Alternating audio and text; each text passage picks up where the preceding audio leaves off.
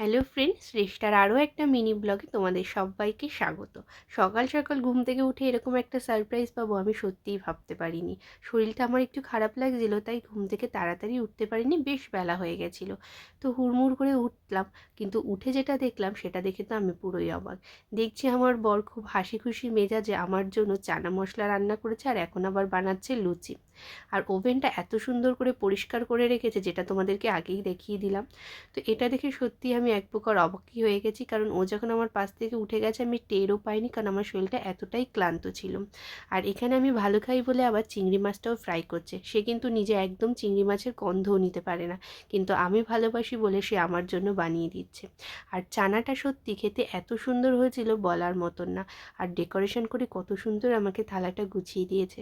মা বাবার থেকে দূরে থাকি বলে সে সবসময় চেষ্টা করে মা বাবার জায়গাটা পূরণ করার, যাতে আমার মন খারাপ না লাগে।